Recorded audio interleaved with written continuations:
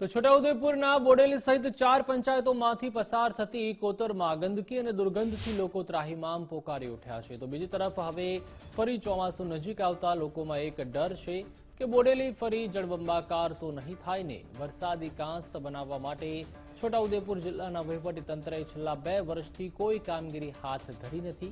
આ કોતરોમાં પાણી આવતા પાણીનો નિકાલ ન થતા બોડેલીની આસપાસ આવેલ 4 ગ્રામ પંચાયતોના વિસ્તારોમાં 10-10 ફૂટ પાણી ઘરોમાં ભરાઈ જાય છે। તેવામાં તંત્ર દ્વારા પરિણામલક્ષી કામ કરાવવામાં આવે અને વહેલી તકે લોકોને આ સમસ્યામાંથી ઉગારવામાં આવે તેવી લોક માંગ ઉઠી છે।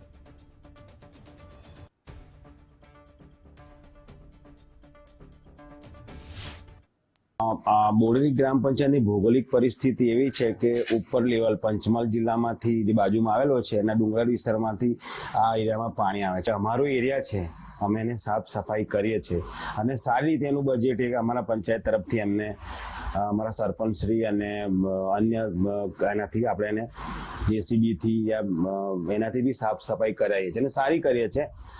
પણ આનું સરકાર તરફથી તાત્કાલિક જે નિયમન લાવવું હોય, પાણી ભરાતું હોય તો સરકાર તરફથી કોઈ ગ્રાન્ટ યા સરકારની યોજનામાં આનું બજેટ તો મોટા પ્રમાણે જ હોવું જોઈએ, કારણ કે વડોદરાની જેમ એને ઊંડી કરવી પડે। જે બહોળામાં જે ચાલે છે એ પ્રમાણે ઊંડી કરવી જોઈએ। શહેરીકરણ પ્રમાણે જે છે અત્યારે દબાણની તો કોઈ એવી એ નથી, પણ એનું જે માપ છે એને પહોળો કરી અને સારું વ્યવસ્થિત કરે તો પાણીની સમસ્યા ઉકેલ થઈ જાય। અત્યારે છેલ્લા 2 વર્ષ પહેલા 2022માં અતિ ભારે ભયંકર પૂર આવ્યું હતું।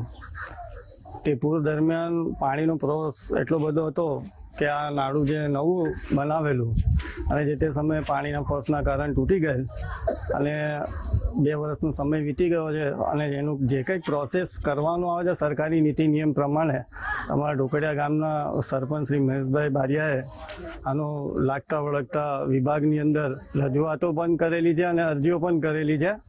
હવે ઉપલા લેવલથી ગ્રાન્ટ આવે, મંજૂરી આવે સરકારશ્રીની તો આનું નવીનીકરણ થાય એવું છે। વિડીયો બી અમે કર્યા પણ કોઈ જાતનું કોઈ કામ થઈ નહીં રહ્યું અને અમારા જે સભ્ય છે અહીં 5 નંબર વોર્ડના વિક્રમભાઈ બારિયા તે લગભગ 6 મહિનાથી દેખાતા નહીં। અહીં ઘણું બધું મચ્છર વધી ગયા છે અને આરું તૂટેલું છે, વર્ષની ઉપર થઈ ગયું। કેટલી વાર આવ્યા, તલાટી સાહેબ બી આવીને જોઈને ગયા પણ કશું કામગીરી થઈ નહીં રહી અને કેટલા લોકો અહીંથી પડી ગયા છે, બધા ઘણા લોકોને વાગ્યું બી છે પણ હજુ કઈ જાતનું કોઈ કામ થતું નથી। અમે એ જ માંગ કરી રહ્યા છે કે અહીં વ્યવસ્થિત નારું બનાવે જે વારંવાર ના તૂટે અને મચ્છરનો અને રોગચાળો બહુ ફાટી રહ્યો છે, એના વિશે બી કંઈ આરોગ્યના કંઈ પગલાં લે તો સારું।